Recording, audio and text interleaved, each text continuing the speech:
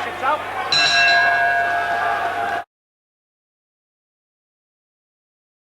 As you know, I'm Stephen Powell. I am the president of the London Ex-Boxers Association and have been since 1996. I was going to do it for 1 year. I'm still doing it.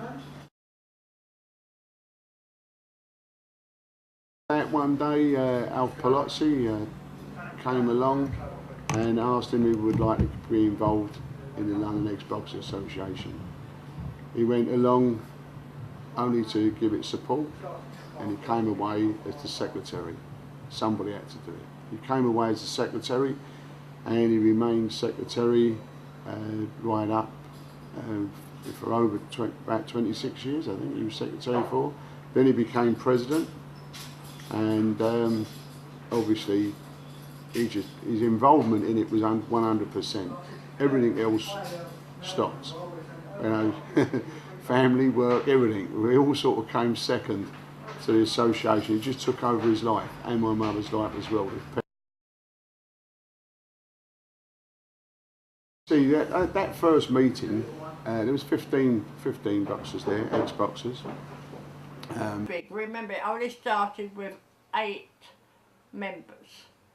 In the first meeting, there were so many from Kent who came up to help us to organise it, but there was only 8 London Ex-Boxers members. The instigator of the whole thing was Alf Palazzi. He had been up to the North East, back home from where he came from, and got involved with the Sunderland Ex-Boxers Association and thought that would be a great idea to bring that camaraderie, that type of situation back to London. Obviously, now you've got a mammoth task, so he needed help. He went along to see Len Harvey. Len Harvey sent him to see my father. He came to see Dad at the shop, and then they went to the meeting.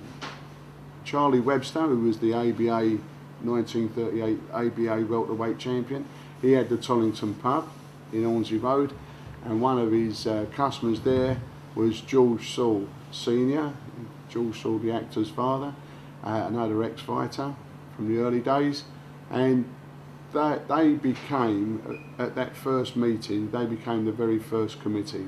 Within a year, the thing had grown so big that they were looking for premises.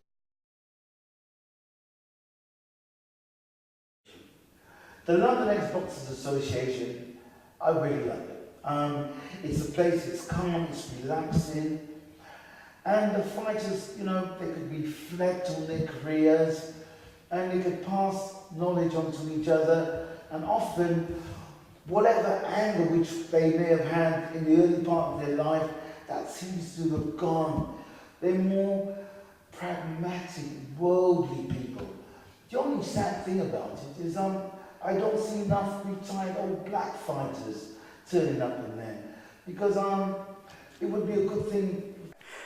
I was with Dagenham, and when we went to one or tournaments, if you don't mind, I met Terry Spinks at one, a West Ham show. And Terry Bay and a few others, and you better join London Ex-Boxers, Billy. And then I met loads of blokes that I knew years previous, like, you know. And that must be what? Well, 10, 11 years ago now, you know. Which I thoroughly enjoy every month, like, you know. But the London Ex-Boxers Association, I think it's really good. And I take my hands up to Mary Powell and the gang who keep it going, because they do a very good job. Boxing takes up a big chunk of my life, especially being a member of Libre as well. All the functions, it's a big family, and it's a fantastic thing to belong to. Yeah, then we went to the youth club overnight at the school, and it was there I first started boxing. One of them said to me, "Would you put the gloves on with me?" So I put the gloves on with him, and I seemed to have a natural ability. One thing I could do was punch hard, and I think this is a natural thing. You can teach people to punch properly, but punching hard there's so many things in it. It's the timing. If you haven't got the timing right, you're never going to be able to do it.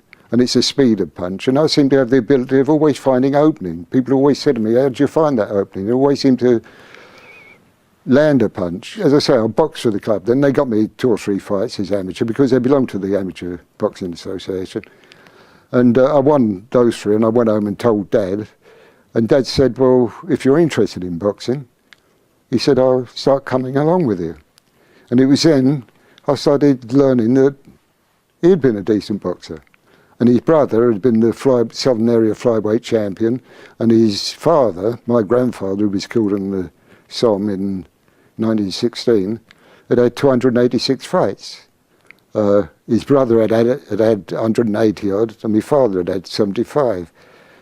And then I had something to live up to. When I was 17, when I was going to be a senior ABA, I boxed in a senior novices comp, because you had to box in a novices comp to be able to box in the championships and things, you know. And I boxed at Marlin Baths.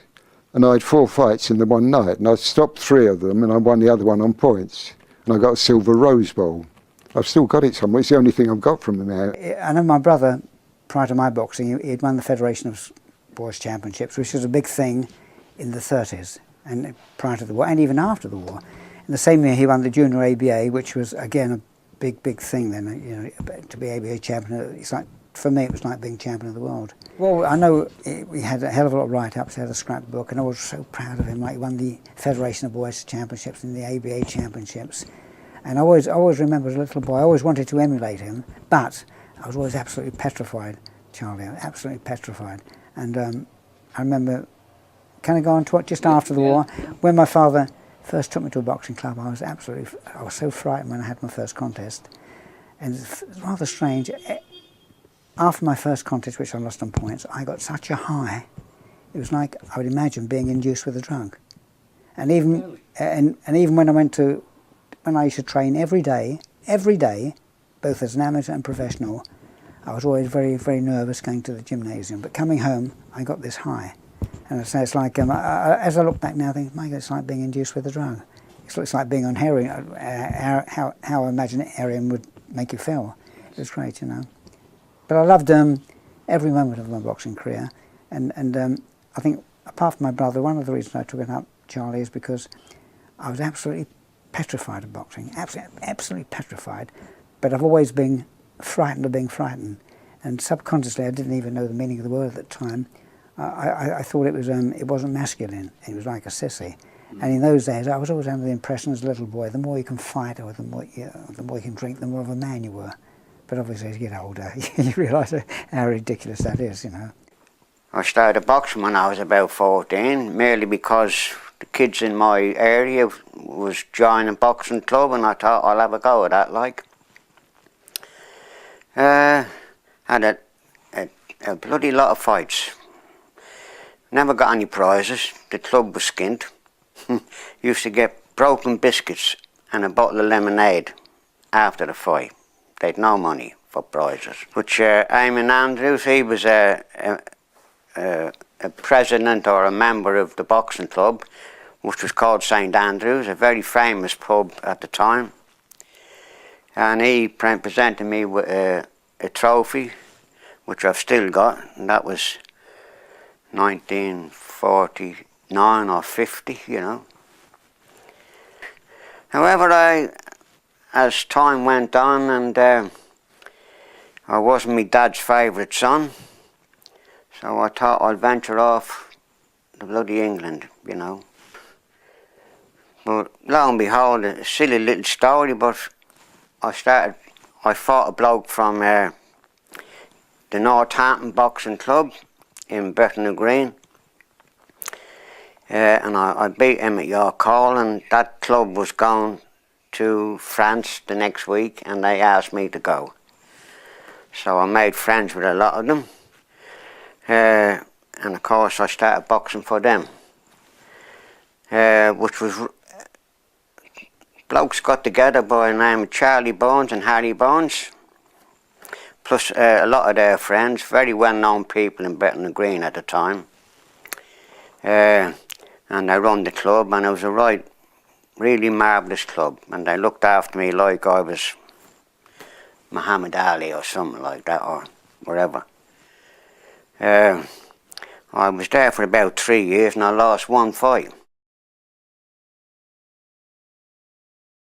It's the pinnacle of the fight amateur game, the Olympic Games, to wear that Olympic blazer for Great Britain on it. That's the pinnacle of amateur boxing. And you feel proud with the old berry and that, you know, walking down, little 20-year-old, still wiping his nose, like, you know. But you feel so proud. You feel like, when I got that Olympic blazer on, I felt like I busted buttons on my shirt, you know. Yeah. That's how you felt. Because you can't go no higher, can you? That's the top of the tree. I boxed at Wembley, and I think I boxed at Wembley. They were talking about White City. I can't remember White City, boxing White City. I might have done, but I think most of it were. I boxed the Dutch champion, beat him, and then I boxed the European champion. Funny enough, that was the first time I ever got put on the deck as an amateur. And I walked, as I walked, I said, like, this is where I'm sitting like this, with my gloves on. So the next one, I walked down to the ring, I got put down in the first round, and then they told me I had him down in the second round, Maxie McCulloch, and the third round, and they said, what a fight. What's the fight? I said, I didn't feel a thing. I didn't even remember going in, I didn't remember coming out. I don't remember it. And when I was sitting like that, I went, oh, we do that, boy. I said, what's the matter? I said, I ain't gone in yet. He said, you've been in. I said, don't tell me. He said, you lost on points, but what a fight you've had. Because Maxie McCulloch could bang. I said, it's the first time I ever got put on a deck. And I said, I had a lovely letter from the Irish ABA telling me what a fantastic fight it was. Well, Terry wasn't going to the Olympics because they said he was too young and they didn't have the funding. And Reg Guttridge and the rest of the boxing writers started to campaign up, and they was writing about him all the time, especially Reg. Every day he was in the papers, he should be going, he's won this, he's won that. And they got them all kitted out and they were all ready to go, and then Terry got word to say that they changed their mind and he was going. Didn't have enough money to send a full team of 10 boxers, and they picked Owen Riley a bantamweight, Tommy Nichols a featherweight, Dick McTaggart a lightweight, John McCormack a light middleweight, and Ron Red up a middleweight who was from West Ham Boxing Club. They didn't have enough money to send me, and the papers kept on putting in this boy to go to the Olympic Games, and that was Reg Guttridge, Wally Bartman, George Whiting and Harry Carpenter. It was the biggest trip of my life. I boxed an Indian boy in the first fight, Harris, and I can't remember the second fight. Then I boxed a bear, who was a French champion. Then I boxed Duboscu, a Romanian, in the final. I was too young. I was 18, and being in racing stables, I didn't realise what the Olympic Games was. It was a hard contest. He was a fighter, really, a two-handed fighter, and I was a boxer, and I moved around that ring 30 miles an hour.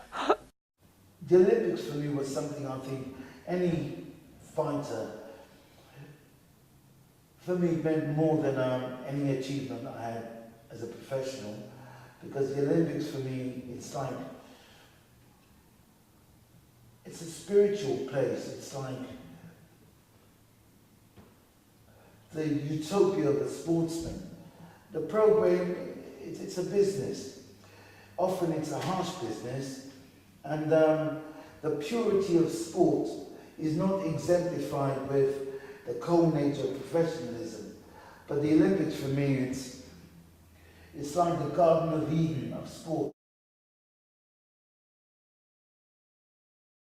I think our one in '48, I think it was about, I was just about $2,000. I think it might have been a bit more, but now it's costing 10 billion. And with the sponsors that are going, they must have the finest games in the world. They've got to have. Everything's being done for them. It's entirely different in our day. We must remember this. We just come out of a 5-year war, hadn't we? And so there's bombs everywhere being planted. There must have still been bombs on the floor. But getting from that we've got to different venues. If I can recollect, I think we had 2 boxing rings over a swimming pool. And one of the South Africans had a bad disease and they knocked the referee and slung him in the drink.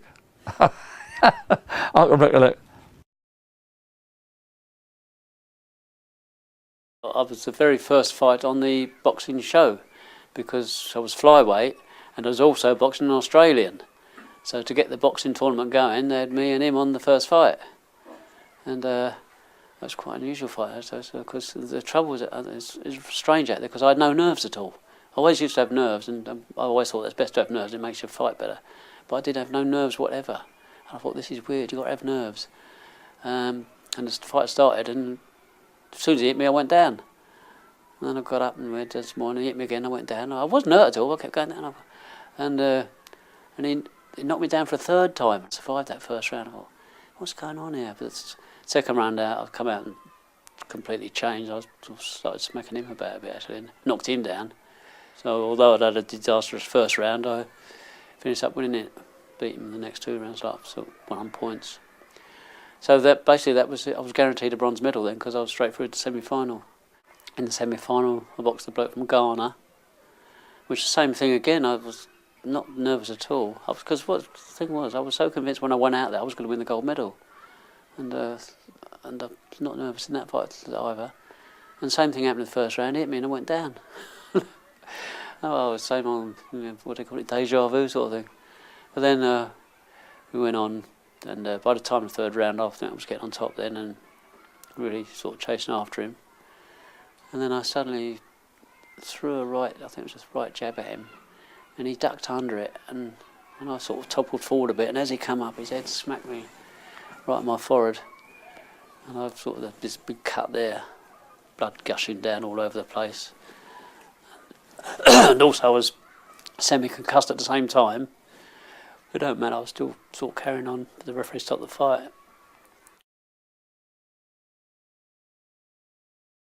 See, whereas amateur boxing is more like a sport, and professional boxing is more of a business, and it's more physical, and it's really a job. It's a man's job, you know what I mean? So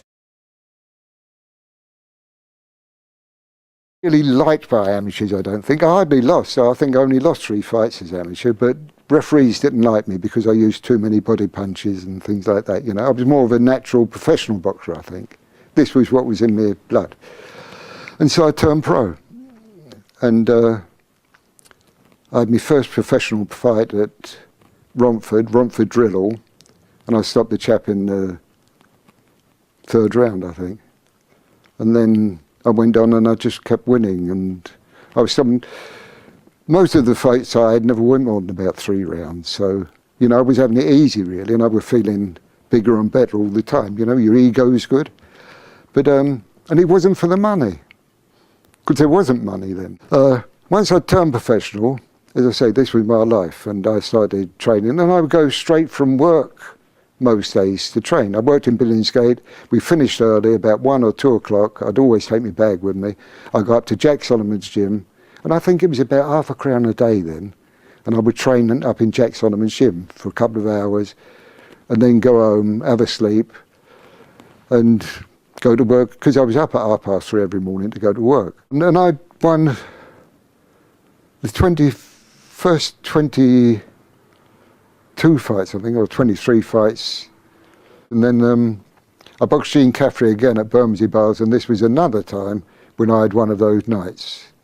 And he beat me on points this time. After that, I boxed, I'm trying to think what his name was now. I remember I boxed at Tottenham, an open air show, and it was a good fight. I was in front and I got my eye cut. And then after that, it seemed that my eyes seemed to just keep going, you know. And I lost several fights. It is in the record how many I lost inside the distance, and they were all with cut eyes. And most of them, in fact all of them I think, I was in front at the time when I got my eye cut. And in those days, most fights, the weigh-in was on the night of the fight. So you had to be that weight. It wasn't like it ended up later on where you weighed in the day before or the same day at 1 o'clock and then went and had a big meal and then had a rest. I mean, I would finish work, because I never missed a day's work. I would go, go to work the day I was boxing, then go home, and I'd go to lay down for a couple of hours in the afternoon, and I'd lay there and I'd imagine the fight that night and just what I was going to do and how the fight was going to go and what it would be, and this is how it would be. And then I would get up, Bet would come round for me, and me and her would go off to box somewhere. And we had to travel by bus and train. I won my first, 27 contests, I think. And I think I drew once, and I beat some really, really good men. I beat the featherweight champion, Ronnie Clapton. I beat him, outpointed him. And also, there were so many good featherweights about, and lightweights and flyweights and whatever.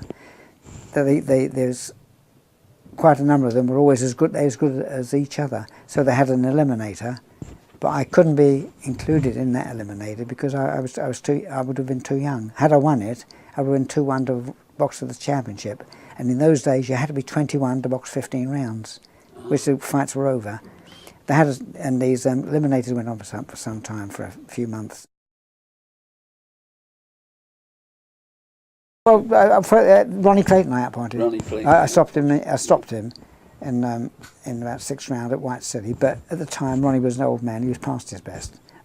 I'm not being modest here. I'm telling the truth. He was past his best, but excellent fighter he was, excellent fighter. And then I went up to lightweight afterwards. I boxed some good men. I beat some good men beat me. Dave Charnley outpointed me, as you know, he was an excellent fighter. I appointed another good champion by the name of Frank Johnson from Manchester. And then I boxed Joe Lucy, and Joe beat me on points. And I think I had a couple of fights after Joe, which I won. My last contest was with a French guy, good fighter, by the name of Guy Gracia. Boxing locally for me was York Hall.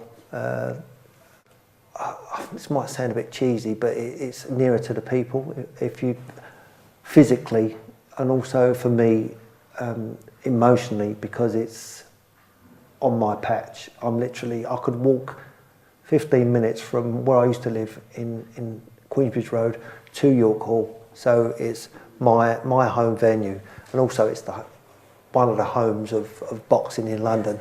Now, York Hall was a lovely little place to box. It was intimate, and right over the centre of the balconies, if you stood there, you had a panoramic view of it all. And my mother used to love coming, "Go on, Sylvester!" And I could hear everything my mother used to say. And it was really good. Now, the Albert Hall, I remember my mother went to the Albert Hall, and she's right with the gods, because I used to go to Jesus, that's all we had. And then my mother said, "Hey, you know something, Rachel? Is that Sylvester over there? He looks so small." My mum said, "Yes, mommy." But my mother said, "You know something? I don't like the Albert Hall. It's a nice place, but I like York Hall because you look a lot bigger." So York Hall was my mother's favourite place, and the intimacy I felt with the crowd, York Hall was a special place. I always enjoy boxing in York Hall. I just like the atmosphere, the East End side of things, like the crowd. It's just, I love it. The biggest event I've ever boxed on is on the Lennox Lewis undercard when he boxed Francis Balfour. That's the biggest door I've ever been on. But there was none greater than the other. It's nice always boxing at Mile End Arena, because it's like I used to walk there from home walk past it almost every day. And also it was great boxing at Haringey or White City or the Old Calder or the Empress Hall. It's great boxing there, and the smaller halls. It was always wonderful. I enjoyed it. As I say, I enjoyed every conceivable win, and I got £1 billion worth of pleasure through boxing.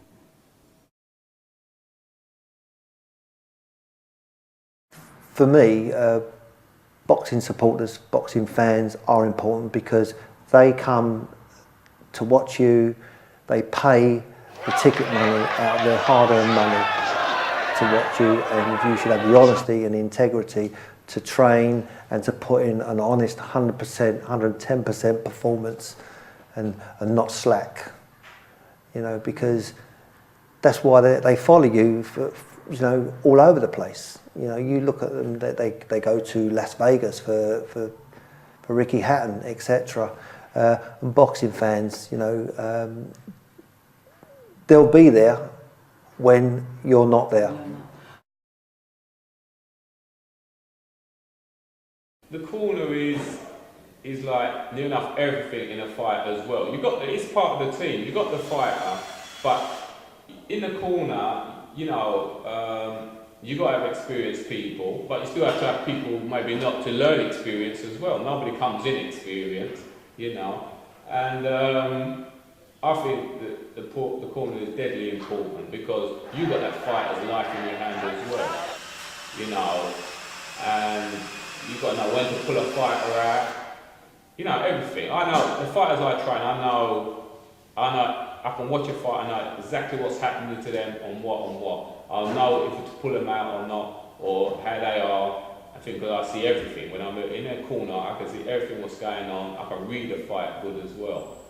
And that might be a talent I've got, because I can see another fighter and I know I can work out a formula how to beat that other fighter. But I've always been able to do that as a trainer. It might be why I've been quite successful as a trainer as well. But the corner is deadly important. But when you're in the corner, you don't feed them too much information because they won't take it in. Because their mind, if you box, well, people who haven't boxed will know, but if you box, your mind is on a different level.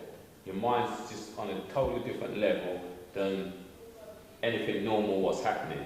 So you can actually imprint something on somebody's mind if you just keep repeating the same thing to them in the corner. They will go out and carry out what you told them to do, you know. So, you know, you change tactics in a fight all the time.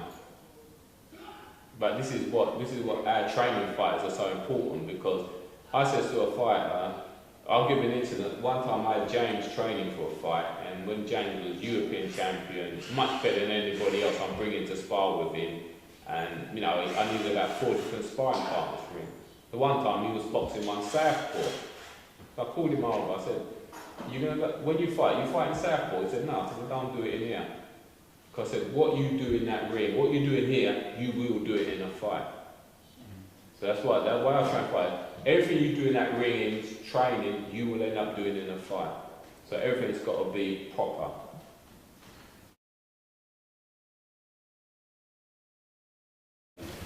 Yeah, it's a sport. It's a hard sport. It's a tough sport, but it's a beautiful sport to like teach you respect, manners, attitude. Working with young people is always there with me. I've always done it and I've always fun. You know, I've used boxing as a tool. You know, there's young men out on the street, they're fussing and fighting, and once they come inside the gym, discipline absolutely changed. So I've always sort of worked with young people from day one. I keep in contact with mainly the amateurs, and I have a friend, I've lots of friends in the amateur game, and I tend to kind of visit them in their clubs and sometimes give them a little pointer. You know, sometimes they ask me, you know, what do you think, Dom? And I said, well, look at his feet, look at his footwork, you know, and maybe you need to be doing this and doing that, you know, but that's your choice.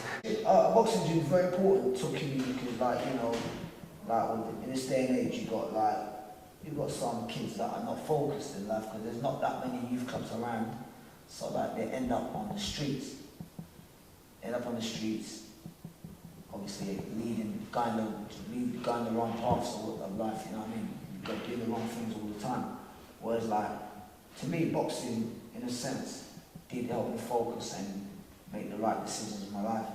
Because like with that discipline of boxing, I might have easily gone the wrong way about things. Because like some of my friends, you know what I mean, they've totally gone flip the other side, and you know what I mean, I've got friends like some of them are not here to tell their story. You know what I mean, like they're not even in this world, like that sort of thing.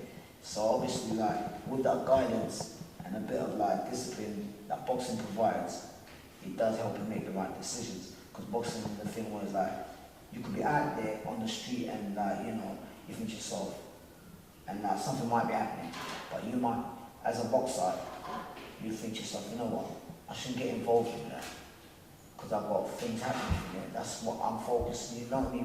This is something that you're focusing and looking forward to achieve in life. Whereas like some kids are just like, there's no direction set. So in the day, every day, it's just another hustle. I was an instructor for 35 years, you know, helping kids keep them. And now we've started another little club up now where I live, just round the corner. Well, I haven't. My next door neighbour's in charge of all the Olympic site, Danny. He's a third Dan, and we get the kids off the streets round there, teach them a little bit. He teaches them karate, judo, self-defence, women and all, and I'm teaching them a bit of boxing, how to get their balance up and keep well with. And I taught them a little trick the other day to keep a ball under their arm. They said, "What do you do that for, Ron?" I said, "Well, sting a left jab." So I took the ball, I sting a left jab, he went like that. So I put the ball there. I said, "How do you left jab?" He went, "I can't." I said, "You won't let the ball go now, will you?" What's that do?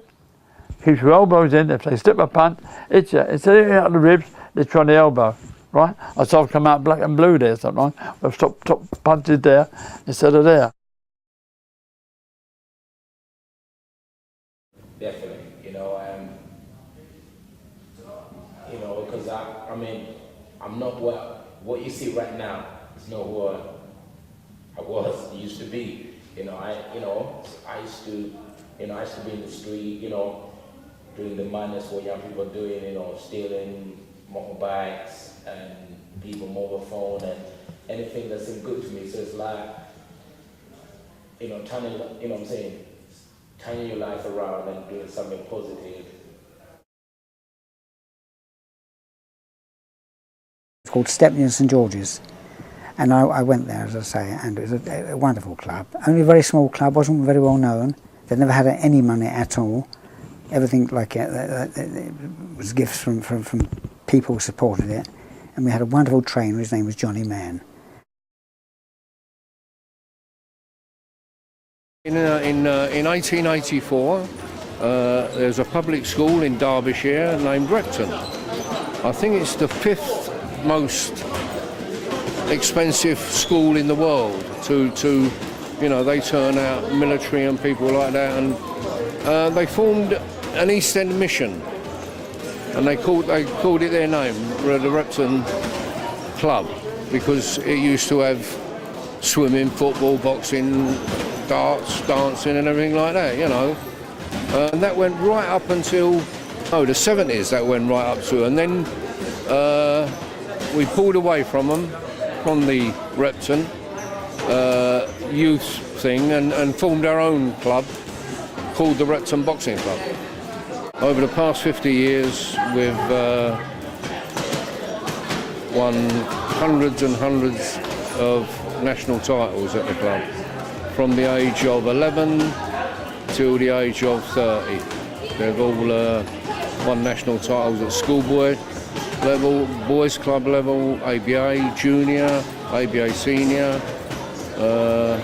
They've all won national titles, far and above any other club anywhere near the Repton. We went to the Bethnal Green Working Men's Club. Bethnal Green Working Men's Club. We stayed there for about 5 years, 10 years. And then the Tower Hamlets, which has been a great help to the club, brought us to this. This was a bathhouse for bathing, for having a bath and things like that. Because in them days, and I see Albert Jacobs, he was head of the council, and he showed me this, and I says to him, not really, Albert, it's not so. Then he said, all right, I'll see you shortly. About a month later, he brought me down, and he said, yeah, look at it now. And it was empty, they cleared it out. So this is what we've got. The youngsters here, the lads under 17 pay £35 for the year. The seniors pay £60 for the year, and that's the very best we can do, A junior session is 3 sessions, which is Tuesdays, Thursdays and Sundays. The seniors have got Mondays, Wednesdays and Fridays. But they can come in, if they're in a competition or whatever, they can come in 7 nights a week. We'll make the seniors in coming on a junior night with his senior trainer. If he's in a title or whatever, he can come in here. There's no restriction. Although obviously priority tonight is the junior section and again on Thursday. But then tomorrow night on Monday night will be seniors.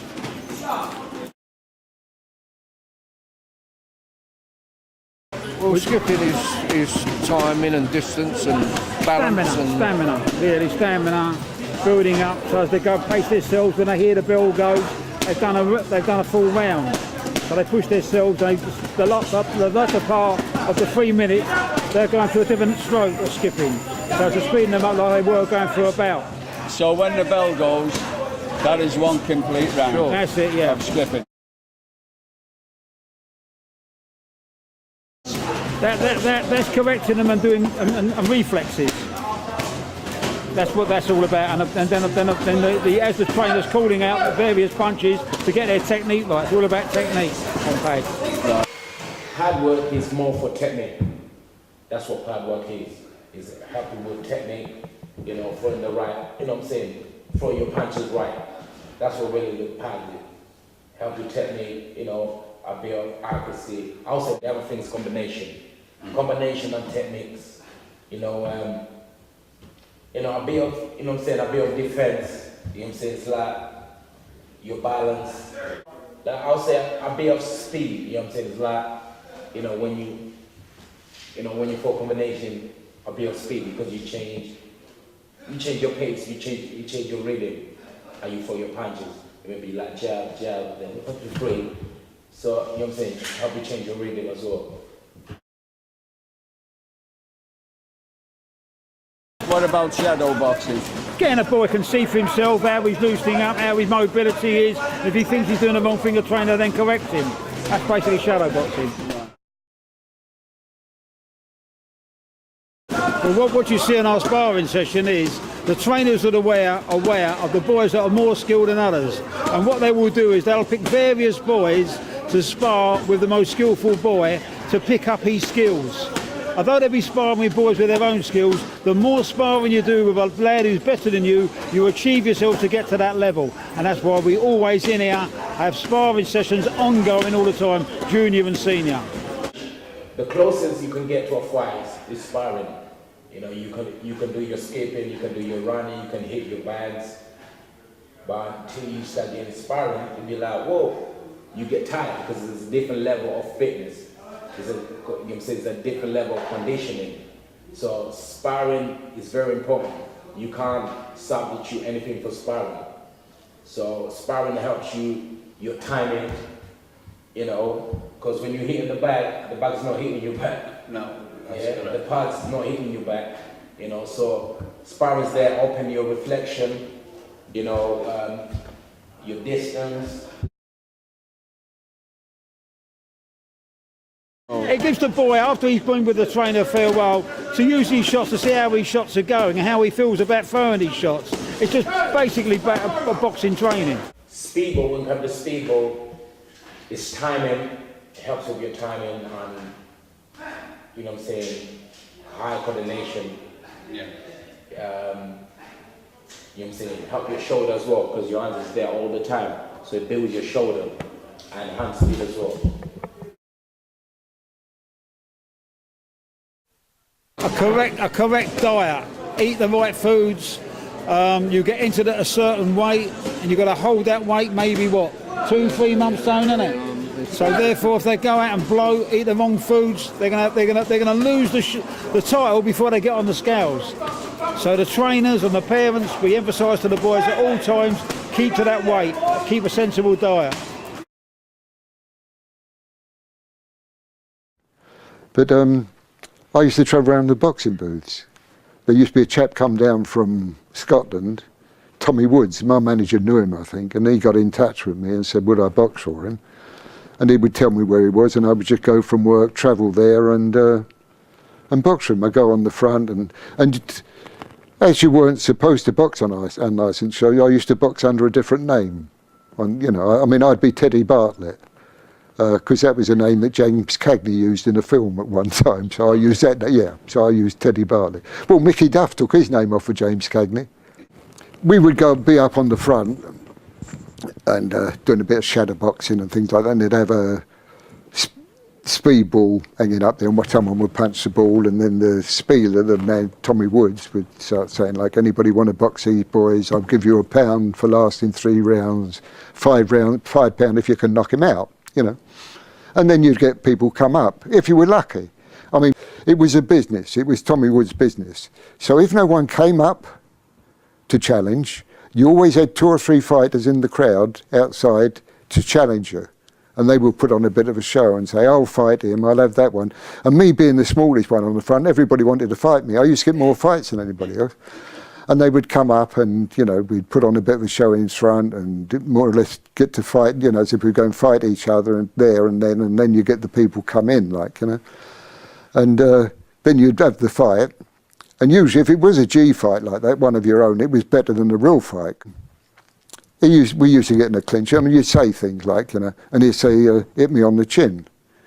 And I'd throw a punch at him, and what you did, I mean, you didn't hit him on the chin, you hit him with the half-open glove on the shoulder there, bang, it looked like that, their head went back, and it made such a noise, it looked like a terrific punch, you know. And he used to go head first through the ropes, and end up amongst the crowd, and things like that, you know, and people loved all this. But, and then, after the fight, Tommy Woods would say, now the boys put on a good show for you now, I'm going to let them come round with the hat, show your appreciation. So then we would go round with the hat. I used to borrow someone's hat, and they used to have to wait until I collected all my money before they could get their hat back. But it was great. But we used to get, I mean, there were people, a lot of people, especially down at Epsom on Derby Day. I used to go down there on the downs at Derby Day in the booth.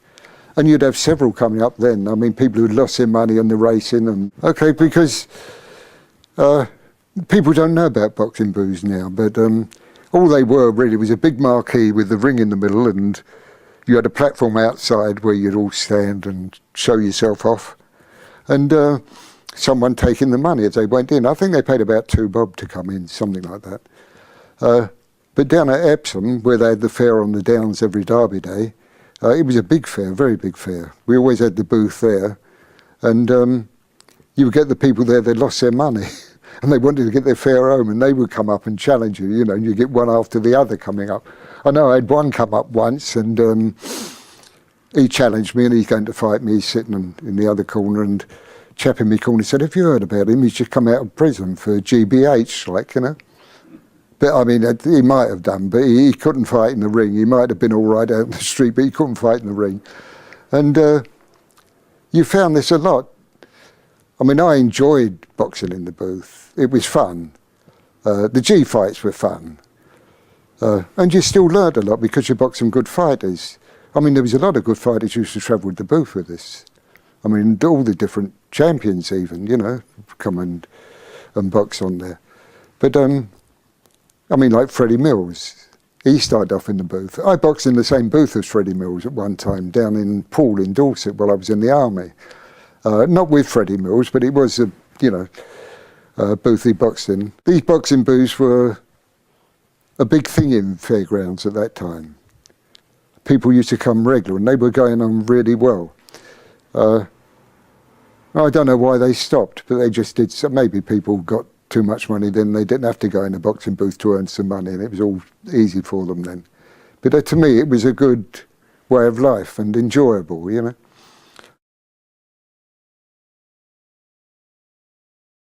He had the most wonderful collection of stories, and he would sit and tell me for ages about how he fought as a 14-year-old in the booths. He would go and challenge the men in the booths just for a few coppers, just to try and make ends meet.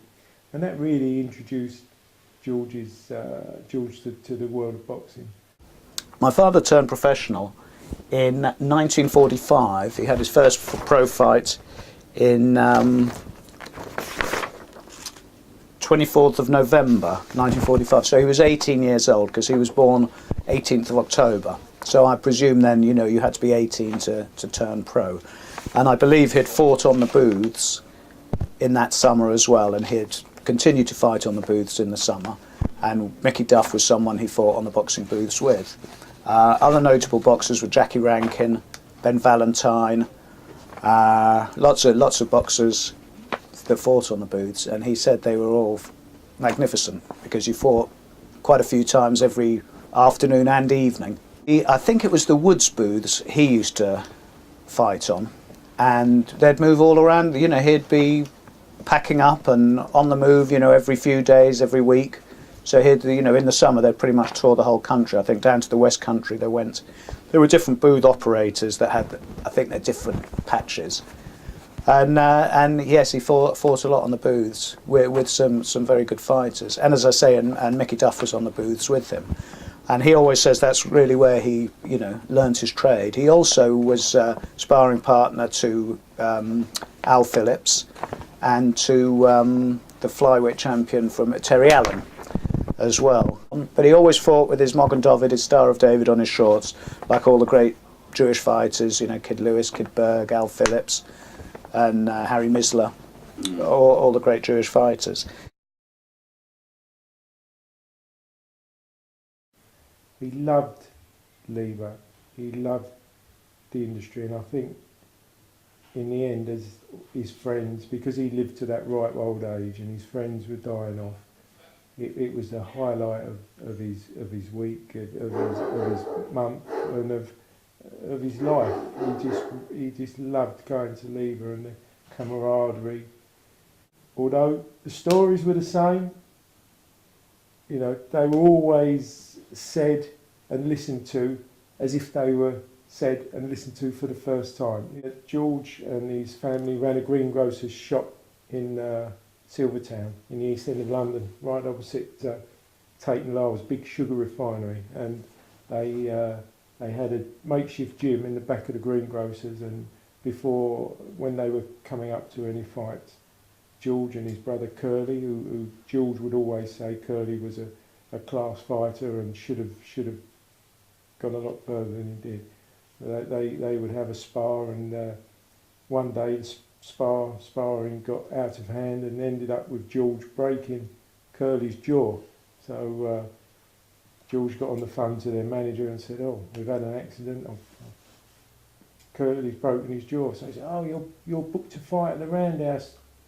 No, Curly's booked to fight at the Roundhouse on Sunday morning. What am I going to do now?" He said, "Oh, don't worry." He said, I'll take the fight." "Don't be silly," his manager said. He said, "You're fighting Saturday night." He said, "No, I'll fight both of them."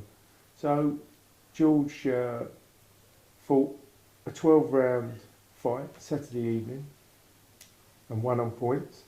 And then on the Sunday morning, Sunday lunchtime show, he stopped the chap in 7 rounds. So just again, quite remarkable. I think it's great. I really do. It's one of these camaraderie things that, in my opinion, you couldn't get in any other sport or anything. I don't know of any other sport that you can be like that, where you can stand looking at two guys that fought each other, you know, half murdered each other, and there they are, arms around each other, getting things done for charity and all that sort of thing. It's just, I don't know, it's a great leveler really, champions or just novices behind it. It's wonderful. And also it gives the boxers themselves a chance to meet sometimes their old foe, you know, often. They haven't put a return on with them yet, but they probably will live to do that sometime.